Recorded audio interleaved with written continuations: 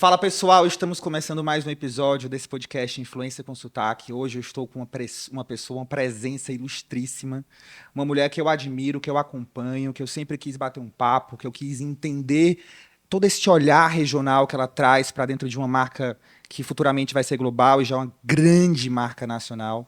E ela, além de tudo, eu acho que eu poderia falar que ela é CEO, poderia falar um monte de coisa, mas ela é vendedora. E isso me pegou de um jeito assim muito marcante. Renata, seja muito, muito bem-vinda. Estou muito feliz de estar aqui com você. Que delícia, Vinícius. Estou super feliz de estar aqui com você, principalmente porque eu tenho certeza que a gente vai bater um papo com muito sotaque. Oxe, minha filha, sotaque é aqui mesmo. Falar desse Brasil, que Nossa, delícia. é uma delícia, é uma delícia. Eu acho que, na verdade, esse podcast nasceu para essa provocação, sabe? Quando eu vim morar em São Paulo, eu sou cearense, eu sentia muita falta de bater mais um papo sobre isso, sabe? Assim, de falar mais sobre essa multicultura, sobre a diversidade desse país. Eu sentia muito o marketing ainda engessado nesse olhar que, não, a gente faz São Paulo que chega em todo lugar. E a gente sabe que o Brasil é muito grande. A gente sabe que é uma potência multicultural, continental, e cada lugar tem uma especificidade mesmo, tem um jeito de falar, um jeito. E a ideia do sotaque é essa metáfora dessas comunidades regionais que a gente cria. Eu estava vendo você falar, você falou uma coisa muito, muito legal, assim, que o poder de ouvir para você, ele é muito importante. Em uma das entrevistas, você começou com 16 anos e você ouvia muito, né, durante todos esses anos, e isso te fez aprender. Eu queria falar de ouvir, sotaque para mim tem uma conexão muito forte, assim. O que é que você mais percebeu ao longo desses anos, com tantas viagens, com tantas lojas, foram mais de 220 só ano passado, não é isso? Sim. O que é que você mais percebeu dessas diferenças culturais e da importância desse marketing mais regionalizado ao longo desses anos, Hebe? Vini, eu acho que assim, né? O ponto fundamental, hoje eu estava até saindo de casa e fazendo essa reflexão. E falei, gente, eu acho que o varejista, e você me apresentou aqui como vendedor, eu falo isso com o maior orgulho do mundo, porque eu comecei com 16 anos, comecei como vendedora de loja, e eu falo que foi um grande presente, porque poder se conectar com o nosso público final, onde a magia de fato acontece, né, que é lá no ponto de venda, e se somos varejistas, a gente tem que saber explorar e utilizar essa força do ponto de venda a nosso favor. Super. Então, hoje, eu diria que das 1.200 lojas, eu facilmente conheço mais de 800, sendo que a gente vem num ritmo de abertura de 250 lojas ano, então praticamente eu só não conheço algumas das lojas, né? Na verdade, as recentes eu até faço bastante questão de visitar, e eu trago muito até para os meus colegas, né, CEOs, que falam assim, nossa, é muito importante estar em campo. Aí eu digo assim, mas que lojas que você visita? Aí ele fala, o Quadrilátero, né, o Dourado e Iguatemi. Eu falei, então você não conhece o seu consumidor. Então, das 220 lojas, né, que eu visitei o ano passado, eu rodei o Centro-Oeste, fui para Cuiabá, fiz todo o interior, fui para o Sul. A gente tem no Grupo CRM, e que faz parte da cultura do grupo, e eu acho que isso me permite muito a olhar o Brasil de uma maneira diferente, que são os rituais de cultura que nós celebramos, como, por exemplo, a caravana CRM. Então, eu pego a minha equipe, né, e no momento onde a gente está com altíssima demanda, né, de vendas, que é a Páscoa, o Natal, são datas sazonais muito importantes para a gente viaja ao Brasil todo para se conectar, primeiramente com os nossos franqueados, e fazemos as visitas às lojas. O que eu posso dizer para você é que, hoje em dia, trabalhar o marketing de uma grande corporação como é a Copenhagen, com quase 100 anos de marca, exige um conhecimento muito profundo das particularidades que esse nosso Brasil nos reserva, né? É importante, claro, você ter um face of the brand, você ter um branding nacional, você ter uma abrangência maior para ganho de awareness, mas se você depois não desdobra isso num plano que não é nacional, ou seja, num plano local, e inclusive com o entendimento de que as ferramentas hoje são completamente diferentes, né? Eu tenho 30 anos de varejo, então eu brinco que eu falo assim, gente, era tão fácil, né? Antigamente a gente escolhia uma campanha, fazia uma campanha offline, comprava um bom mapa de mídia com 250, 300 TRPs, Rede Globo praticamente dominando, né? Fazia um bom produto, precificava muito bem, fazia uma boa distribuição e automaticamente a venda acontecia. Hoje, você precisa, de fato, ter não pode deixar de ter esse grande investimento, que é o que gera o awareness e a notoriedade de uma marca nacional, mas a escolha do influenciador local, o entendimento de uma loja nova para uma loja já madura, o entendimento de um franqueado que está mais tempo na rede, menos tempo na rede, como é que você faz esse envelopamento, né, de complementariedade de canais é fundamental. E eu acho que no nosso caso... Desculpa te interromper, mas ainda vem mais um novo desafio, que são os Gen Z. Sim, né? Que é quem vai daqui a pouco sem dúvida. realmente ser os maiores consumidores. Né? Sem dúvida. A gente fala muito que a gente sai daquele cenário tradicional da mídia, né? Essa cronologia, depois vem aquela dispersão digital, vem os primeiros sites, depois os primeiros blogs. Hoje a gente acredita que a gente vive um marketing identitário, que as pessoas querem se conectar. Sem dúvida. Elas querem entender, né? Querem se identificar com o outro. E agora vem um lance do Gen Z que muda também um pouco de todo esse formato de conteúdo. Muda de completamente, desejo, né? Eu tenho um filho, vivo essa geração nova aí todos os dias, eles não sabem, né, o que é televisão. Eles assistem série, áudio, tudo, né, na velocidade 2.0. Então, assim, eu falo outro dia, eu falei, mas Bruno, você está relaxando assistindo uma série no 2.0? Eu falo, meu Deus, né? Então, assim, como que nós, como comunicadores, né, marqueteiros, conseguimos atrair a atenção, né, desse público em 3 segundos, 5 segundos. É o engajamento que a gente tem hoje, né, conforme eles vão utilizando, né, de uma comunicação muito mais ágil. E eu concordo com você. Eu acho que também na pandemia, a reflexão que eu trouxe aqui, a gente teve um momento ápice na pandemia, crescemos muito, dobramos o tamanho da companhia. Dobramos nos últimos 3 anos. Era para a gente fazer o plano de dobrar o tamanho e, de novo, né, dobrar o tamanho de uma companhia centenária. Né? Não é uma startup, base zero, né? Dobrei base zero, uma base, atingimos aí quase 2 bi de faturamento o ano passado, e tendo aí, depois eu vou te contar um pouquinho, essa propulsão do digital, mas não o digital como contingência para a pandemia, mas o digital como um grande transformador de uma agenda cultural completamente propositiva aos franqueados. Então, essa foi a grande quebra de paradigma da minha gestão. Eu tive total apoio do Conselho de Administração e a gente fez completamente diferente do que outros franqueadores fazem, né? Genial. É como se os franqueados forem os embaixadores da marca. Os franqueados passam a ser embaixadores dessa agenda digital, então eu não tive resistência nessa virada de transformação cultural e os números mostram isso. Hoje, 95% de todas as nossas transações e vendas no ecossistema digital são feitas pelo franqueado que faz o Ship from Store. Então, isso virou um canalizador de crescimento same-store sales. Isso foi, sem dúvida nenhuma, uma força motriz incrível para essa transformação toda que aconteceu no Grupo CRM nos últimos 3 anos. Nossa, eu estou impressionado, porque, na verdade, o que eu sempre falo aqui, e eu acho, tá, eu tenho um pouco desse feeling que eu acho que 2025, a pauta Brasil, ela vem muito forte. Sem dúvida. Eu acho que a gente já começa a falar muito sobre isso, as marcas falam muito sobre isso, mas eu acho que o Brasil, a multicultura, essa brincadeira do sotaque, ele vem ainda cada vez mais forte. Por quê? Porque, na prática, as pessoas estão sentindo que quando elas abrem para regionalização, deixar o franqueado dar o tom, trazer o sotaque que ele quer, ou colocar a energia que ele acha que funciona, quem é a pessoa que funciona, a conversão é completamente diferente. Porque as pessoas buscam, a gente estava falando um pouquinho aqui antes de entrar, né? Eu acho que as pessoas buscam cada vez mais legitimidade no conteúdo que ela quer consumir. Eu vejo até no meu caso, por exemplo, né?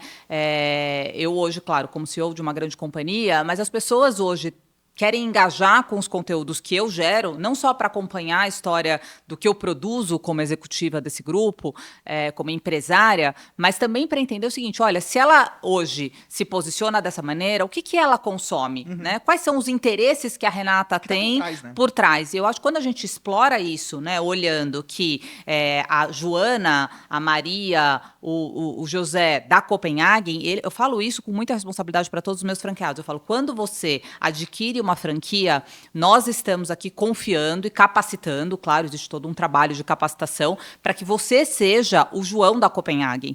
As pessoas falam com muito orgulho. Pensa chegar a Copenhagen numa cidade de 100, 70, 50 mil habitantes. De fato, a influência, né, que o João produz naquela região é muito maior do que a influência que nós aqui, dentro do lado corporativo, produzimos num âmbito nacional. Então, por que não, né, dar palco para que o João saiba produzir conteúdo e que ele engaje com o público consumidor dele? Porque a comunidade local quer entender como que é o lifestyle do João que está à frente da Copenhague.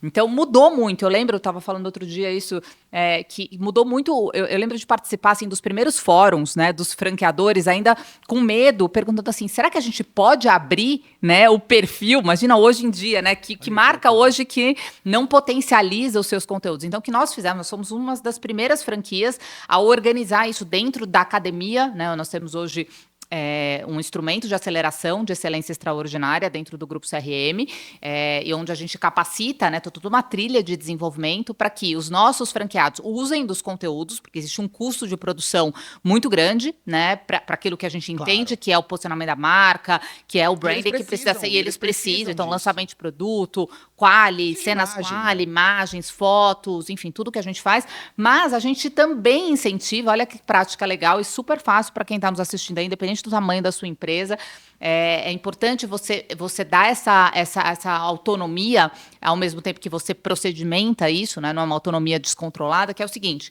hoje os melhores franqueados, então nós temos um scorecard, esses franqueados entram numa liga, que é a Liga dos Champions, né? Então, essa Liga de Champions, a gente dá visibilidade para que os melhores conteúdos, e quem diz isso é o consumidor, né? Ou seja, a gente mede o engajamento de todos os conteúdos que são gerados com base nos briefings que são passados pela franqueadora, e eles viram creators, né, de conteúdo que são replicados depois, mesmo com essa questão da especificidade regional, mas vamos supor que eu sou lá do interior de São Paulo e eu tive uma super ideia de colocar as minhas colaboradoras mostrando uma sobremesa nova, fazendo um meme, uma trend que está acontecendo e tal. Se aquele conteúdo foi um conteúdo que gerou maior engajamento, ele automaticamente fica disponível nessa plataforma, é tudo online, fácil de acessar tal, para que todo o Brasil possa repostar um conteúdo criado talvez por uma loja lá de Pindamonhangaba. Cara, isso é né? muito isso genial. É muito legal, muito isso é legal. Muito genial. Então, muito na verdade, hoje vocês provocam os franqueados para criarem conteúdo, serem creators. Sim. E esses creators, eles passam por um score e os melhores ainda estão disponibilizados para rodar em todo o Brasil todo. Então, genial, gente, genial. Escolha de influenciadores. A gente tem um cliente Carezo, que eu sei que também você é super próximo, parceiro e tal. E eles têm um trabalho que eu acho muito legal que a gente está se envolvendo agora, que é treinamento de creators para a base do time. Então, roda o Brasil todo para fazer os treinamentos para a equipe de venda e tal. Eu falei, cara, isso é muito genial. Muito legal. Porque, na verdade, essa provocação de quem está dentro, falar, dizer, criar, gerar, e todo mundo se sentir um pouco autorizado, porque às vezes a gente não se sente autorizado a falar de uma marca. E quando a gente se sente autorizado, isso é muito bacana, né? Eu acho que não só autorizado, mas, acima de tudo, encorajado, eu diria essa palavra, né? Acho Porque que a palavra é essa, verdade. autorizar hoje, assim, quem ainda briga com o espelho, né? Achando que não faz parte do teu job, né? Divulgar o seu produto, mostrar o lifestyle da sua loja, da sua equipe, do franqueado que está à frente, sinceramente, hoje é inegociável, né? Não tem mais como a gente não estar aberto a isso. Mas encorajar, e aí eu gosto muito até de uma reflexão que eu fiz semana passada numa live de expansão que eu fiz com o meu amigo Caio Carneiro, e ele disse o seguinte, se permita a evoluir. Porque a primeira vez que você abre uma câmera não é fácil. Né? E tudo bem. E a gente, como franqueador, a gente não vai punir aquele que ainda não chegou, né, talvez na sua melhor performance. Mas a primeira vez é mais difícil, a segunda já vai ficando mais natural, a terceira, a quarta. E cada vez mais o ambiente digital, ele pede constância. Né? Eu fiz. E por isso que a gente fala o quanto é importante ser genuíno e ser, inclusive, mais orgânico, né? Porque, é claro, eu posso vir aqui hoje, né, e gravar um conteúdo incrível para você, mas quando que eu vou conseguir na minha agenda manter constância nesse tipo de formato? Eu venho aqui uma vez a cada 6 meses, a gente atualiza o que tem feito e tal. Agora, se eu sair daqui e continuar falando sobre as estratégias que eu adoto de maneira regional, no meu perfil, todos os dias, quando eu vou visitar uma loja, eu conto, olha que legal, tô com meu franqueado aqui, ele gerou esse conteúdo, automaticamente, vamos pensar essa mesma relação que a gente está trazendo aqui, como se fosse o funil de comunicação. Sim. Não deixa de ser, né? Então, assim, gerou o grande awareness. A gente está aqui, contou, fez toda a estratégia, elucidou todos os pontos. Mas se eu não consigo depois gerar constância e legitimar isso no dia a dia, essa informação, ela teve um boom de awareness e depois se perdeu. Então, o que a gente incentiva muito o franqueado é A Mantenha gente a gera constância. conteúdo, mas mantém a constância. Todo dia, mostra a sua sobremesa, mostra o cliente que está indo lá, mostra o lançamento que chegou, e engaja também, né? Eu tenho visto isso, e eu acho muito legal, essa humildade, né, de alguns franqueados. Eu tenho muita dificuldade, né? Eu tenho muita dificuldade, eu não consigo, etc. Eles estão já olhando com um olhar de recrutar, olha que legal, equipes de venda que tenham esse skill. Não tem tem skill. problema não ser o franqueado, né? Claro que é muito bom também Claro, é quando tem o maravilhoso, franqueado. até porque- Mas ele reconhecer e dizer assim, olha, para mim é muito difícil, mas eu já não estou mais brigando com o espelho de que isso é importante para minha loja. Então a minha gerente tem esse perfil. Quem que vai ser, né? O face of rosto. o face of the store, vamos dizer.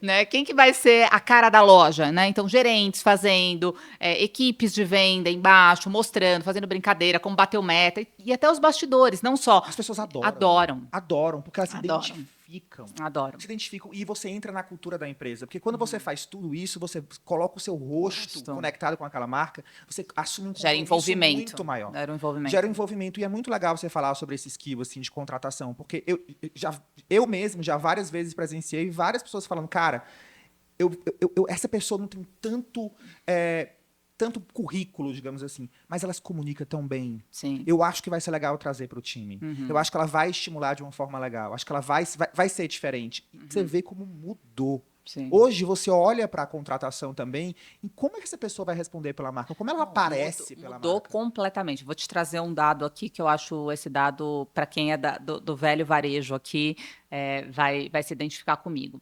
Eu lembro, né, quando há 27 anos atrás eu comecei a minha trajetória, ponto comercial sempre foi um dos pré-requisitos de sucesso de uma loja com bons resultados. Então, a primeira coisa, eu lembro quando eu pegava o meu checklist lá, a primeira coisa avalie o ponto comercial. A gente tinha contador de fluxo, lembra que a gente contava?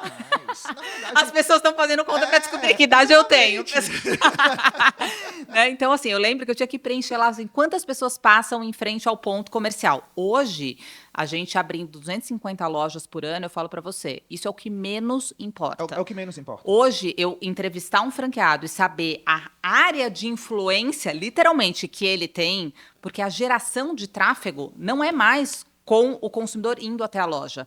É como você leva Chega pro conteúdo consumidor. até o consumidor. Cara, genial Então, você tá falando. para pessoas que são muito comerciais, como nós aqui, saber, se eu tivesse hoje uma franquia, saber que eu posso trabalhar fora do meu raio de 500 metros, 1,5 km, o que quer que seja, cada contrato de franquia tem o seu raio aqui de preferência, eu falo, meu Deus, eu posso trabalhar, eu abri a câmera, eu estou trabalhando. Uma venda corporativa, eu posso trabalhar com a cidade inteira, que está à minha disposição. Um ponto extra, né, no momento de sazonal, de alto fluxo. Então, como é que eu expando isso? Então, quando a gente entrevista um franqueado e ele é um influenciador da cidade, para a gente isso tem um valor incrível. Né? Ele pode até não estar tão bem localizado na melhor, mas ele é gerador de tráfego. Ele sabe se comunicar. Claro, quando a gente junta o melhor ponto com alguém, aí é combustão na veia, né? Sem dúvida nenhuma. Mas mudou. Por exemplo, quer ver uma outra coisa? A Arezzo é uma marca que faz muito isso, a gente como Grupo CRM também.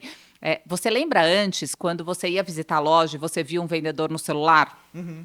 Qual era, né, a sensação. Nossa, mas não quer atender, tá distraído. Tá distraído, não tá focado. Hoje, ele tá vendendo.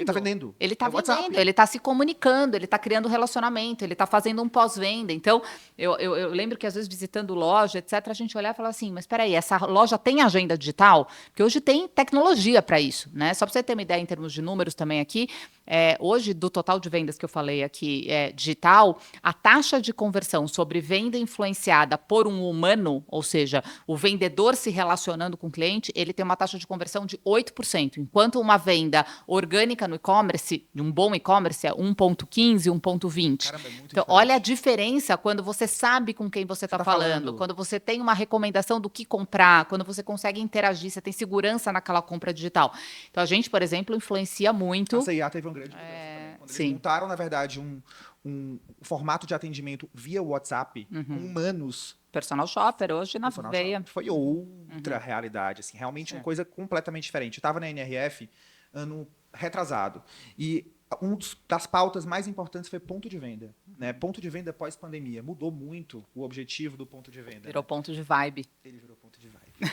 Ele virou ponto de experiência. Ponto de experiência. Ele virou ponto de... Você vai na Quinta Avenida e você vê as lojas, elas estão ali para poder reter o cliente. Antigamente, você queria que o cliente girasse. Você quer que o cliente fique. Exato. Então, você tem que criar atmosfera, ideias e possibilidades para que ele esteja lá, para que ele deguste, que ele fique mais, que ele interaja com o lifestyle da marca. Você concorda com isso? Concordo 100%. Hoje a experiência no ponto de vibe, concordo que não é mais ponto de venda. O PDV virou ponto de vibe. Genial, o PDV virou ponto de vibe. Ela significa que o cliente está gerando, no nosso caso mais ainda, porque nós somos uma love brand, nós somos uma marca que tem elo emocional com os nossos consumidores. Então, estar na loja Copenhague, ele pode comprar tudo que ele compra no físico, ele compra no digital. Ou seja, ele não tem mais necessidade de estar lá. Mas ele quer estar lá, porque existe, no nosso caso, também um conforto muito grande da cafeteria, né? Que foi uma grande sacada. É isso que eu ia falar também. Cafeteria é 25% do nosso faturamento. Nós somos a maior cafeteria do Brasil. Isso tudo. 25%. Somos a maior cafeteria do Brasil com 750 Quanto lojas. tempo que a cafeteria entrou, de fato? Eu entrei em 98, ainda era muito, muito incipiente, não existia. Eu implantei o conceito completo da cafeteria há aproximadamente 20 anos. Que é a cafeteria. Eu amo chegar... É um ponto de encontro, né? É um ponto de reunião. É aquele conforto, papo, né? A pausa merecida do ela dia. realmente é comfy, né? Você tem essa vontade de estar ali para tomar aquele chocolate. Mais de 60% dos cupons... Aeroporto, por exemplo, é o meu lugar. Super forte. Vou lá né? em Congonhas, aquelas mesinhas. Então, exatamente, eu amo. E fica num lugar estratégico, fica tanto ali naquele fluxo. E eu Depois acho da área embarcada. Maravilhoso. Então é isso, assim, você quer estar numa loja Copenhagen para você viver a experiência, né? A experiência completa do café, do chocolate, hoje em dia o sorvete, sobremesas, enfim. Cop Coffee hoje, que é outra marca do grupo, com uma ampliação de cardápio ainda maior.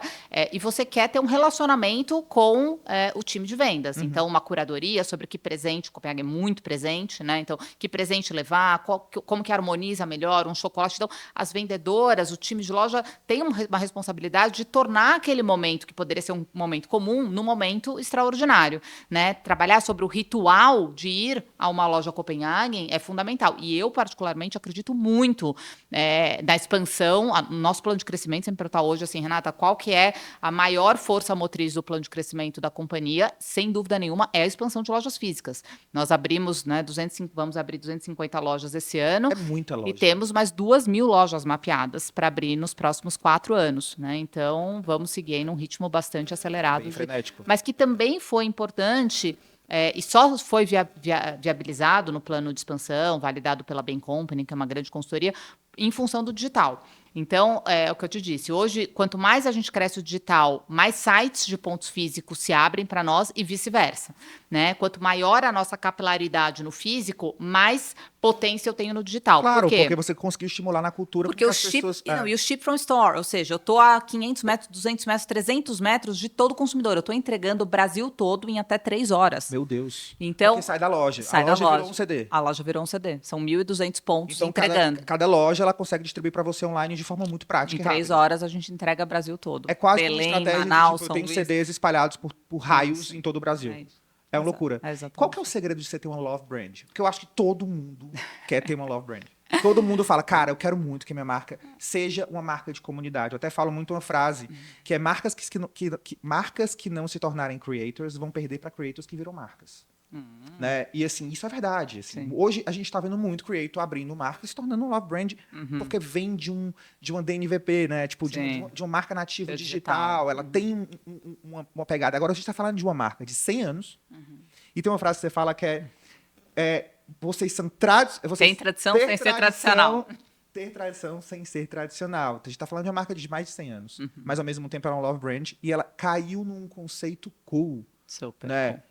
Qual que é o segredo de você fazer isso? Assim? Não é fácil, né? Não, fácil não é. Isso eu tenho certeza. Não é fácil. As pessoas me perguntam muito. Eu falo, se tivesse um pó de pilim-pim-pim, a gente ia vender pó de pilim-pim-pim e não chocolates deliciosos, né? Mas eu acho que, assim, o principal, eu falo muito sobre isso, que quando você é precursor, pensa uma marca de 100 anos, olha que inovação, né? Há 100 anos atrás, Dona Ana e seu Davi chegavam aqui no Brasil para desbravar esse mercado que é bastante complexo, como a gente sabe, Brasil com todas as suas particularidades, trazendo uma receita de marzipan, vendendo porta a porta na época pelas ruas aqui de São Paulo, centro de São Paulo, e eles tinham um DNA muito empreendedor. Eu vejo a Copenhagen até hoje, né, já passou, a família Copenhagen vendeu para a família Moraes em 96, depois nós fizemos a venda do controle acionário para a Advan, que é um fundo de private equity, agora recentemente para a Nestlé. Quero falar disso também.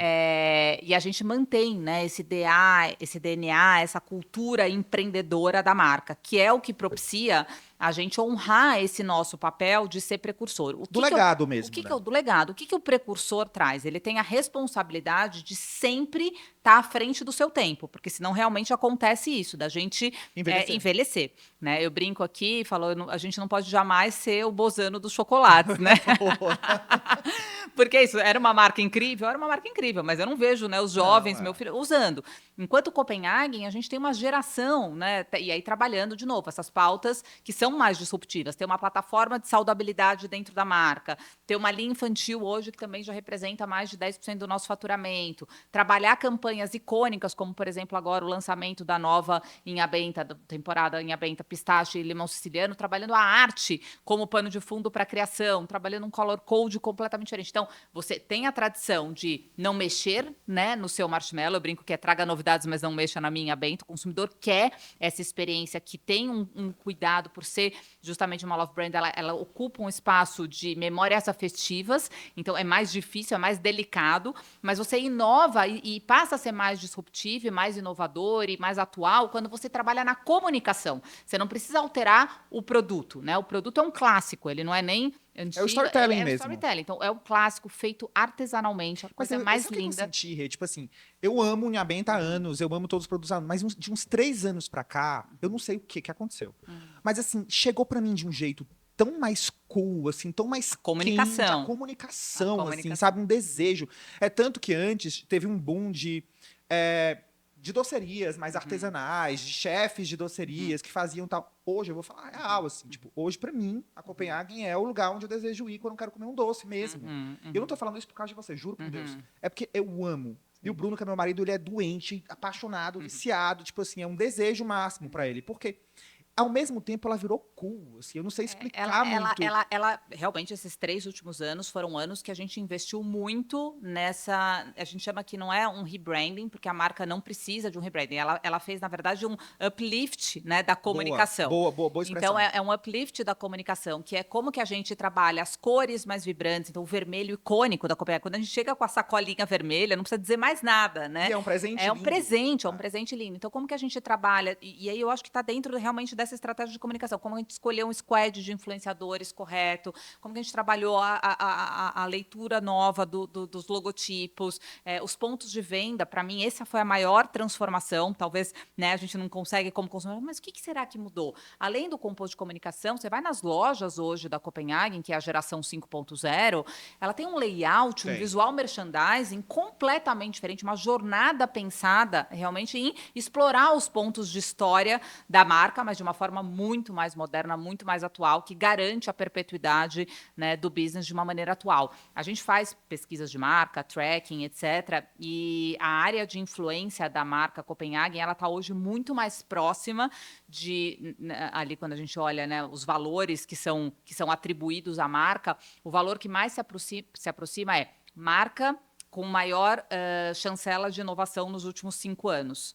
Né? Então, isso para a gente tem um valor incrível, porque não é fácil você ser chancelado como uma marca inovadora, mantendo a tradição. Não é né? mesmo. É muito difícil, é uma equação... É uma equação difícil, porque você junta duas coisas que elas podem se se canibalizar. Por isso que eu falo que é ter tradição sem ser tradicional. E faz todo sentido mesmo. E assim, eu senti muito a marca realmente... Ela estava mais quente para mim, assim. Ela ela tá mais perto de mim. Sim. Eu acho que o digital ele traz isso, essa possibilidade de estar ali com você. E uma coisa que eu gosto muito do que vocês fazem é que vocês criam submarcas dentro da marca. Então, Minha Benta é uma marca. Língua de gato é uma marca. Né? São produtos que viram. Como você lida com as cópias? Olha, eu vejo da seguinte maneira, super pragmática falando. Eu vejo que nós somos os criadores e existe o fast fashion do chocolate, né? Isso. Então, o precursor, ele abre o caminho e depois, de fato, vem, né, atrás. Mas a grande diferença, e o consumidor valoriza isso, eu adoro ver social listening e interajo lá com os consumidores, eles próprios reconhecem, Que é cópia. né, que é cópia, né? Então Que tá tudo feio, certo, que né? feio, tal, e Aham. tá tudo certo. Por quê? Porque o segredo, eu brinco que o segredo está no saber fazer, né? Então, o nosso chocolate, ele concha por 72 horas. É um chocolate É muito extremamente bom. diferenciado, né? O ponto de derretimento dele na boca, os ingredientes todos selecionados, um processo realmente muito artesanal, a embalagem, a sofisticação da embalagem, né? O composto que existe da experiência em loja com a experiência do produto em si.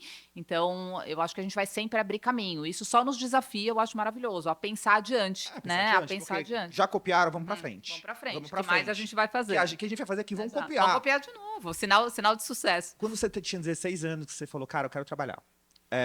Hoje, o que é que você, 30 anos depois, você falou que tá com 30 anos, começou com 16, o que é que você falaria pra Renata de 16 anos, assim?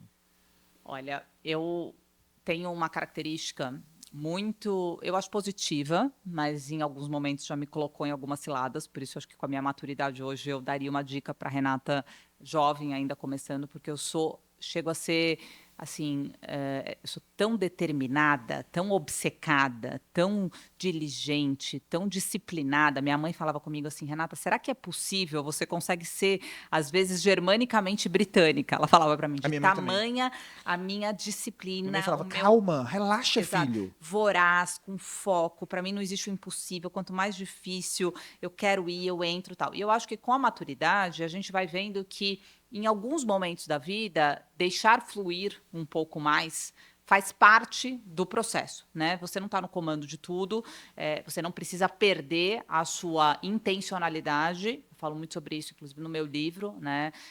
Sobre o quanto foi importante. Eu acho que não teria dado certo a minha trajetória profissional se eu não tivesse realmente colocado muita intenção. Senão, você desiste no primeiro obstáculo que aparece.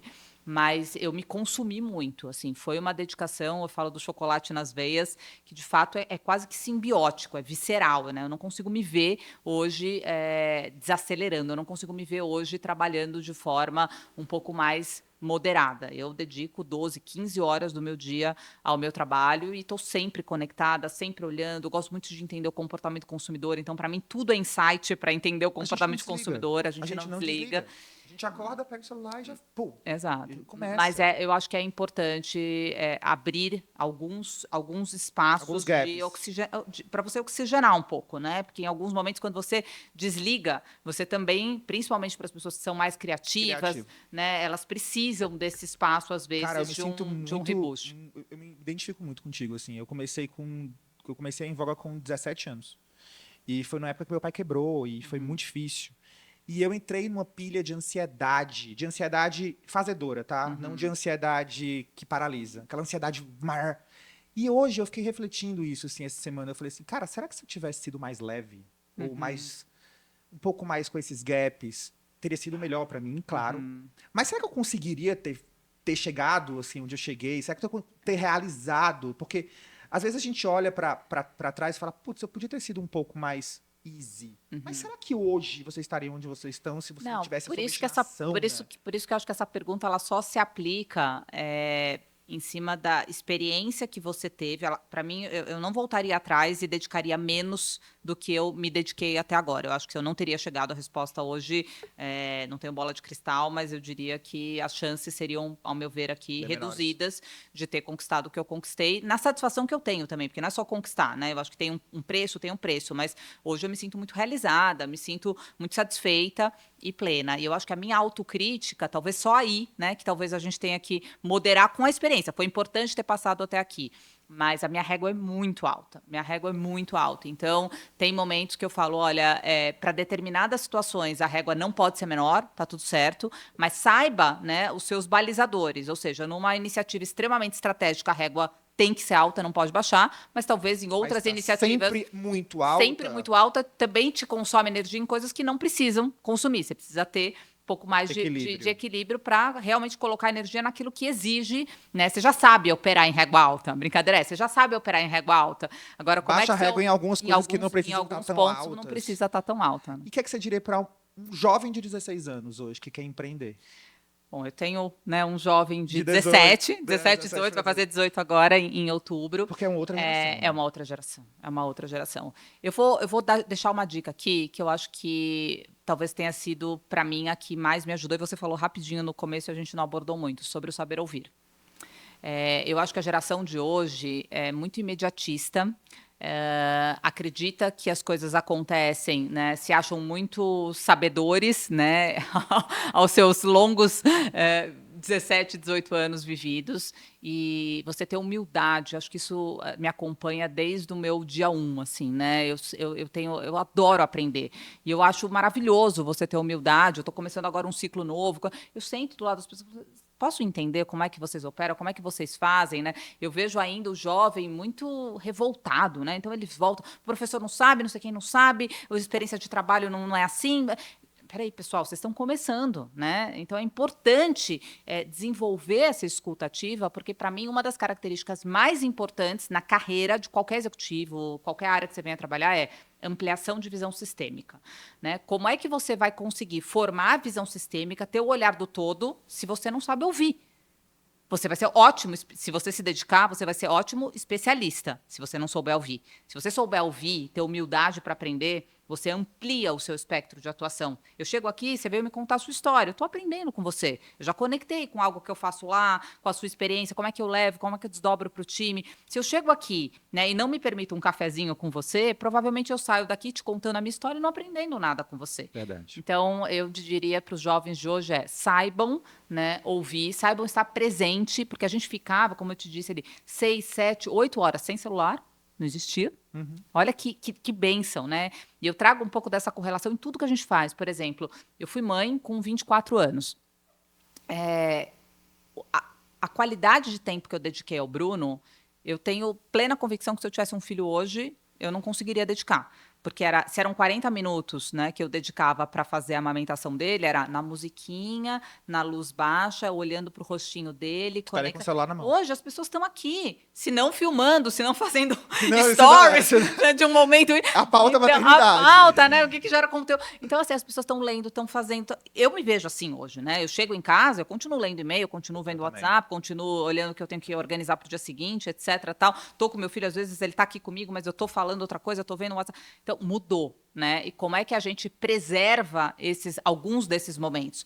Eu faço, por exemplo, lá no Grupo CRM, a gente tem um ritual muito legal, super também focado aqui com a ideia dos regionais, chama Café e Prosa.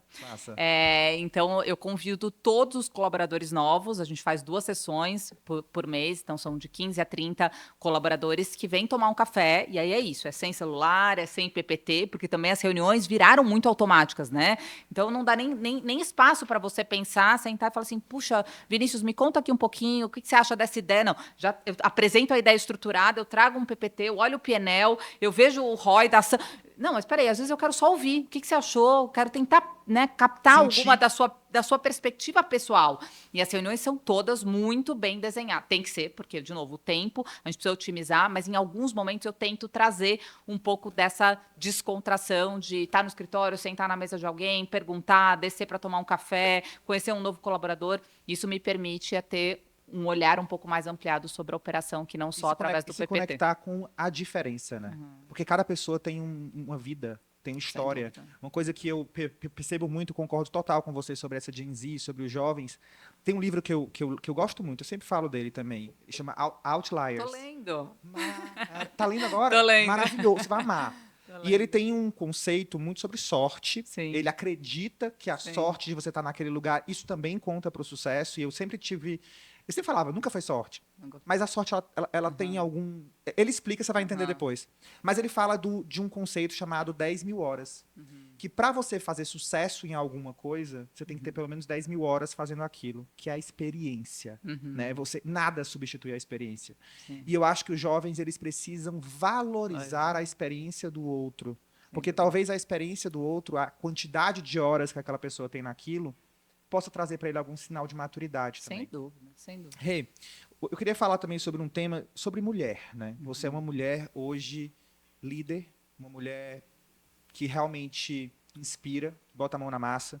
Eu estava com a Carla da CIMED, que eu amo demais, e ela falou assim: Vini, eu não vou mentir para você, eu já tive várias vezes que me provar ser muito boa por ser mulher. Eu, como nordestino, já tive várias vezes também que falar assim, cara, eu vou ter que provar que eu sou muito bom para essa galera confiar em mim.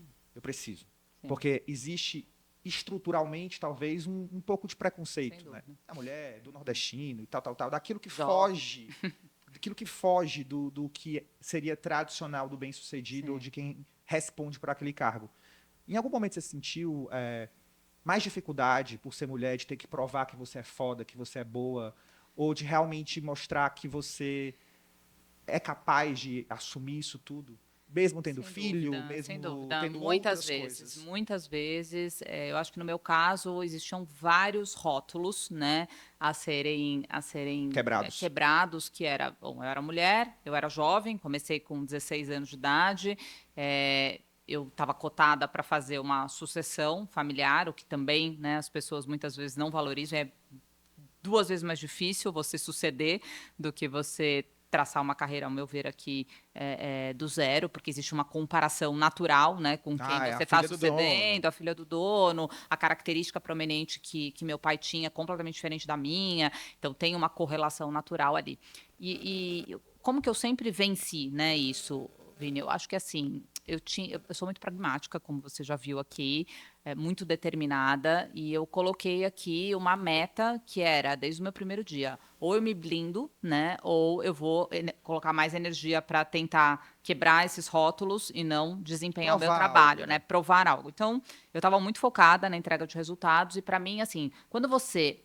Primeiro que eu acho que as pessoas que rotulam, e são muitas, ao meu ver, é um ato de covardia, porque ela tem pouca informação para emitir uma opinião, né? Ela literalmente vê uma foto, ela não vê o vídeo, né? Então, é um nordestino, é uma mulher, é jovem, é herdeira. Então, eles olham ali só uma parte, né, da história, que é a foto estática e não o filme. Muitas vezes pessoas que te conhecem muito pouco e fazem pelas costas, né? A maioria dos rótulos as pessoas põem pelas costas. Por isso eu entendo isso como um ato covarde. E não existe forma melhor, né, de você vencer esses rótulos, quebrar esses rótulos, do que você trazendo o resultado de uma forma realmente, né, contra resultados irrefutáveis não há o que se falar, né, contra dados não há argumento, é o que a gente sempre fala, e de uma maneira também não só tão numérica, né, sobre o resultado que você imprime, etc., mas eu acho que o entendimento, para mim, de que rótulo é você aceitar uma máxima que o mercado tenta te impor, né? Nada mais é do que ele te colocar dentro de um guarda-reio, né? Então, qual é a classificação sobre ser mulher, ser jovem, ser nordestino? Tem uma classificação sobre aquilo, né? Então, para mim, era muito claro que eu deveria estar muito focada no exercício daquilo que eu coloquei como objetivo para mim, me preocupar menos com o que as pessoas diziam, e ir construindo a minha história em cima de conquista de resultados que eu entendo que são irrefutáveis, né? Eu entrei, o Grupo CRM faturava 35 milhões, tinha 90 comodatos. Hoje a gente fatura 2 bi, tem 1.200 lojas, 3 marcas, passamos por 3 grandes transações. Acho que algum resultado positivo a maior na nossa ação. A maior transação. A maior transação no nosso setor. Do setor. Assim, uma coisa maluca. Quando eu vi a manchete, falei, cara, não acredito. Foi incrível. Que incrível. E nessa mesma época você passou por um problema de saúde, né? Problema seríssimo. Tive um câncer bem exatamente no momento do deal. Como foi isso? Eu descobri, assim, foi muito difícil. Foi muito difícil. Mesmo sendo muito prática? Muito prática. Eu tinha feito meus exames em fevereiro. Eu sou super diligente também com a minha saúde. Tenho uma pauta de autocuidado que eu acho que é, inclusive, um dos pontos aqui super favoráveis que eu indico todo mundo a ter, inegociável. A única coisa que a gente não consegue pedir ajuda, né? Como que a gente terceiriza a nossa saúde? Depende 100% da gente. Eu tô aqui hoje, já fiz 2 treinos de manhã, 3 reuniões, já gravei conteúdo, já tô aqui. Como é a tua rotina? Pera, Como calma. que é a minha rotina? Que horas tu acorda? Vamos lá. 4h40. 4h40? 4h40 da manhã, todos os dias. Faço 2 treinos de manhã. Começo a trabalhar antes das 8, 7h40, 8 horas, já tô Mas em casa pronta. Ainda. Eu estou 3 dias no escritório e 2 dias home office. e viajando, né, o Brasil todo. Então, também muitas viagens aí, enfim, faço palestras no Brasil todo, viajo muito, faço os roadshows, estou sempre com os meus franqueados, mas quando eu estou em São Paulo, 3 dias no escritório e 2 dias eu faço home office. Então, acordo antes das 5, faço 2 treinos, tomo um banho rápido, começo a trabalhar. Consigo muitas vezes ainda. Agora a nossa sede está um pouquinho mais distante, então a gente mudou de endereço, mas quando eu trabalhava próximo, eu conseguia até o Bruno fazer 15, 16 anos, eu almoçava todos os dias com ele. Casa. Almoço legal uma vez por isso. semana com meu pai. Eu acho que é importante a gente olhar também, né, para os nossos pais. A gente vai vendo, né, eles envelhecerem, começa a ter um pouco mais a sensação de finitude. É importante a gente também dedicar tempo. E aí eu passei por esse problema de saúde, né? Apesar de ser super diligente com a minha saúde, eu fiz os meus exames em fevereiro, estava tudo bem, eu tinha uma área de contraste que a gente controlava, ela estava estável há 4 anos, e aí eu ia fazer os exames de novo em agosto, porque a gente queria ser um pouco mais cauteloso, fazer de 6 em 6 meses, não anual, ia cair no período de uma viagem que eu ia fazer, e eu antecipei os exames, foi Deus. providencial. Deus. Sorte, olha lá, né? A sorte com a diligência, né? Porque eu Exatamente. poderia ter tido esse insight e não Exatamente. ter ouvido essa Ouvido minha aquilo. voz interior. Fui fazer os exames, já era um câncer super avançado, passei por Foi uma muito rápido, então, intervenção né? muito rápido. Passei por uma intervenção cirúrgica da mais drástica, que é a mastectomia. Eu fiz a retirada completa das 2 mamas. E passei agora, mês passado, por uma outra cirurgia enfim, complemento a primeira, mas graças a Deus estou super bem, vendendo saúde, com muita Maravilha. energia, mas não foi fácil, né? Foi um momento e as pessoas me perguntam muito, acho que é legal também deixar aqui, eu gosto de falar com muita naturalidade aqui, porque eu acho que pode ajudar tantas É outras isso que eu ia mulheres. falar. É isso que eu ia falar. Por Eu isso que eu trouxe a pauta, inclusive. eu demorei, né, uns 4, 5 meses até eu ter todo o diagnóstico fechado e tal, e depois eu falei em outubro, inclusive, eu operei em agosto, em outubro, no mês do câncer de mama, eu resolvi compartilhar minha história e ajudei muitas mulheres. Para vocês terem uma ideia, no Grupo CRM, pensa que é um ecossistema muito pequeno perto do todo que eu devo ter conseguido talvez mobilizar e influenciar. A gente conseguiu agendar mais de 300 exames de mulheres que têm acesso ao plano de saúde pela E que não empresa e que faziam. estavam há 2 anos sem fazer.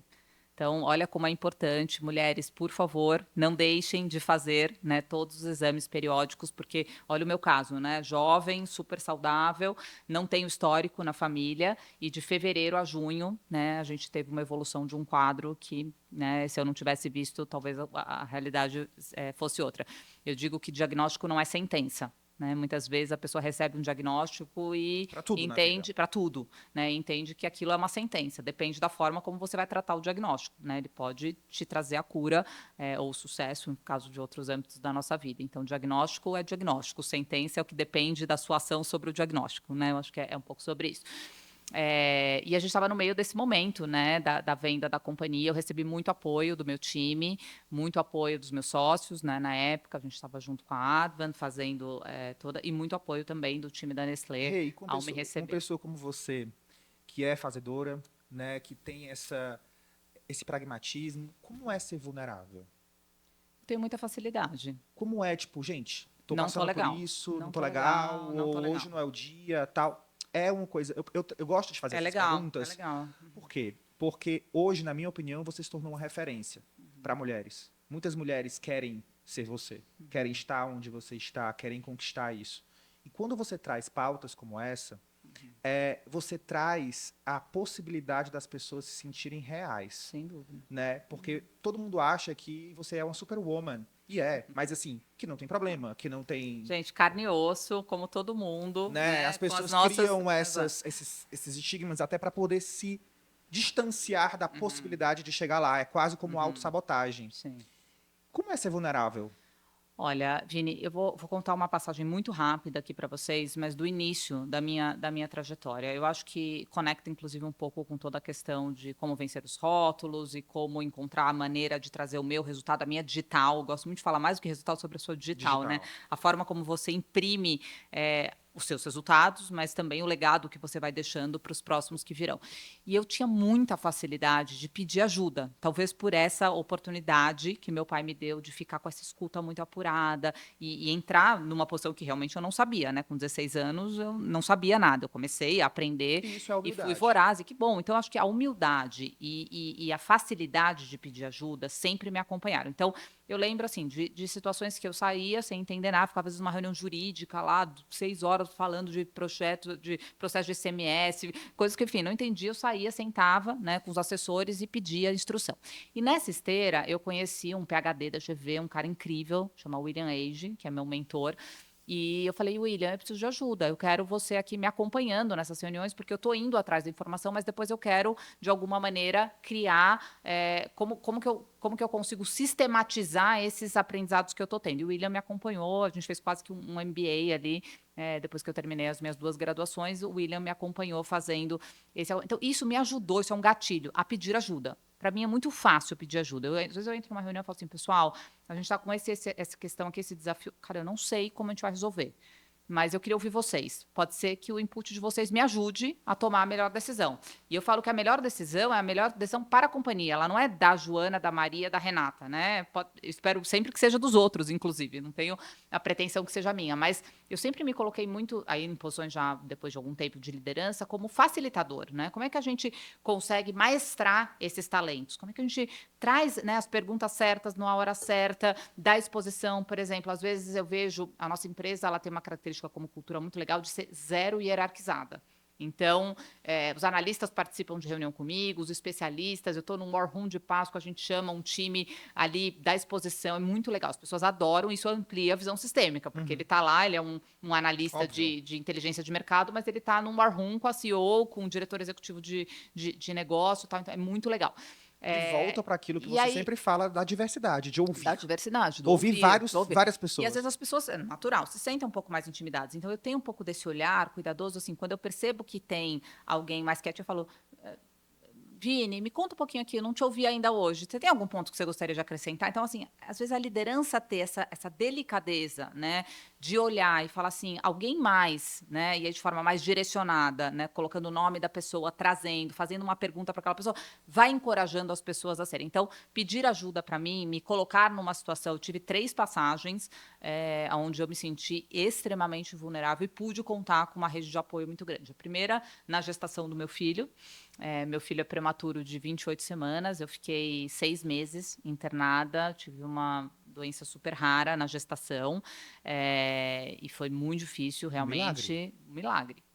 Bruno é meu milagre aqui. Fiquei 6 meses, entrei em junho, dia do Jogo do Brasil, 13 de junho. Bruno nasceu 5 de outubro, ainda ficou 2 meses internado. Depois, no falecimento da minha mãe, foi muito difícil. Ela ficou 42 dias na UTI. Eu era muito ligada com ela. Foi uma coisa muito súbita. E em 45 dias, ela entrou ótima. Infelizmente, veio a óbito com 70 anos. Acho muito jovem. Eu, pelo menos, tenho esse sonho aqui. 8 anos. De chegar ao centenário. Eu quero chegar ao centenário aqui. Então, acho que 70 é muito jovem hoje. E agora, né, recentemente, quando eu descobri esse diagnóstico do câncer. Então, para mim foi muito tranquilo pedir ajuda, né? Para mim é mais difícil. Pedir ajuda para mim não é tão difícil, né? Ter essa rede de apoio. Meu marido é um cara incrível, super me apoiou nessas 3, inclusive, situações. Foi sem dúvida nenhuma, meu grande apoio. Para mim é mais difícil não me sentir independente. Isso, para mim, assim, coisa simples, né? Então, quando eu operei, eu não conseguia pegar o celular, eu não conseguia tomar banho. Perdeu o controle.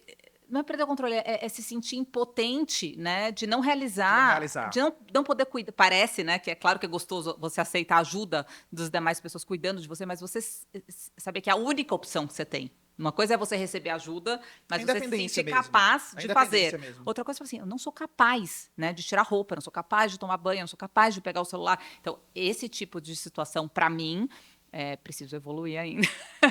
Um pouquinho de assim, entender também que é transitório, né? Assim, não é que você não é mais capaz nunca mais, mas 15 dias, sim, você vai precisar de alguém para te ajudar em algumas atividades. Mas eu sou muito independente, né? Eu dou 0 trabalho para ninguém, eu vou, eu faço, aconteço. E a gente está aqui para evoluir. A gente está aqui para evoluir, mas é difícil. É difícil. Caramba, eu queria finalizar com uma pergunta que eu percebo hoje que a Renata, ela também virou uma marca. Né? A gente está falou Copenhague, falou né, do grupo, mas você também virou uma marca. Você também virou um brand mesmo, assim, de mulher, de potência, de inovação, de empreendedorismo, de mãe, de vulnerabilidade. E tudo isso conecta demais. Aonde, assim, qual o propósito, depois que essa marca nasceu de forma muito orgânica, que talvez você ainda nem encare tanto como marca, né? Acho que ela vai acontecendo, qual o propósito mudou, ou qual propósito ficou mais forte quando a Renata virou essa pessoa com o Instagram aberto, essa pessoa que fala para muitas mulheres e para homens? E mudou algum propósito na tua vida? Ou tem alguma coisa que acendeu mais forte? Vini, eu acho assim, eu comecei de uma forma, como você disse, muito orgânica, trazendo conteúdos muito genuínos, assim, de como é o dia a dia da Renata, à frente dessas marcas, e os meus desafios como mulher, como mãe, enfim, como empreendedora, porque hoje no Brasil, né, é um desafio imenso ser empreendedora, esse meu viés mais de amar, entender o comportamento do consumidor, falar sobre branding, etc. E isso, o primeiro ponto de contato com grande audiência eram as palestras que eu fazia. E eu comecei a ver, né, que eu realmente conseguia ajudar as pessoas, né? As pessoas me procuravam, terminavam as palestras, falando, meu Deus, era a faísca que faltava, era o meu ponto de virada, obrigada, obrigada. E isso começou a me fazer muito bem, assim, como que eu posso ajudar, né, mais as pessoas? Porque eu acho que não adianta você ter um conhecimento e ficar restrito, né? Então, eu sempre tive muito esse prazer, de verdade, de poder imprimir, né, um pouco mais da minha... Eu falo que a gente antecipa, a gente encurta o caminho de tantas pessoas, né? Quando a gente compartilha, eu falo, compartilhar é muito mais estratégico do que querer dividir, do que querer esconder, do que querer, né, deixar isso numa redoma fechada. Então, as palestras, hoje eu atendo vários clientes, enfim, faço pelo menos de 30, 40 palestras por ano, participo de muitos talks, enfim, etc. Então, estou no conselho da Arezzo, enfim, no próprio conselho da Nestlé, não só como executiva, mas como membro do conselho. Então, isso tudo abriu muito essa possibilidade de interação com o público. O Instagram veio, né, como uma consequência das palestras que eu fazia, porque as pessoas queriam, né, que aquele conteúdo reverberasse, queriam ver depois dali, queriam me contatar para fazer uma palestra, então o Instagram e tal. E aí eu comecei a gerar conteúdo, confesso que eu tenho até... Enfim, hoje na minha agenda é 95/5, né? Não consigo muito tempo para gerar, mas até por essa disciplina que eu tenho, eu estava até comentando isso aqui com a Rai, que está aqui hoje me acompanhando. Ela falou, Renata, falei, mas é isso, vem junto, porque a gente vai fazendo junto, né? Assim, eu não tenho um dia que eu faço, que eu paro, né? Mas assim, eu consigo, em meia hora eu estou aqui, terminei, já aproveitei que eu tô aqui, eu sento ali, eu gravo 2, 3 conteúdos, etc. E as pessoas interagem. O meu Instagram, assim, de muito engajamento. Muito engajamento. Que as pessoas compartilham, salvam, falam no direct. E eu gosto dessa interação. Então, eu acho que formar uma marca pessoal, ela tem que ter legitimidade. Né? Porque hoje em dia, eu acho que a próxima etapa, a gente falou um pouco do ciclo, né? A próxima etapa eu acho que vão morrer muitos influenciadores, na minha visão aqui. Quando não tem não se sustenta, não se sustenta, né? Hoje, ao contrário, a gente está estressado de tanto conteúdo que a gente consome, né? Quantos perfis, quantos podcasts, quantas entrevistas... Você quer o quê? Realmente conteúdo relevante, de quem tem autoridade para falar sobre aquilo. E eu acho que você vai nichando. Você vai nichando. Cara, o que eu quero consumir? Eu quero consumir isso. Eu tô na fase, por incrível que pareça... Eu tô seletiva também. Eu tô super seletivo, cara. Assim, eu tô um pouco cansado desse conteúdo de lifestyle de moda, por exemplo. Não tenho vontade de ver, assim, já vi muito. Hoje eu tô numa fase muito de empreendedorismo e humor. Pra distrair, né, um pouco. Às vezes eu passo um tempo ali no TikTok vendo humor, rindo, pensando em nada, assim, isso é muito bom também. Mas é o tal oxigenar que a gente falou, né? Mas o abrir espaço. São fases. Eu não vi humor nunca, e hoje eu vejo.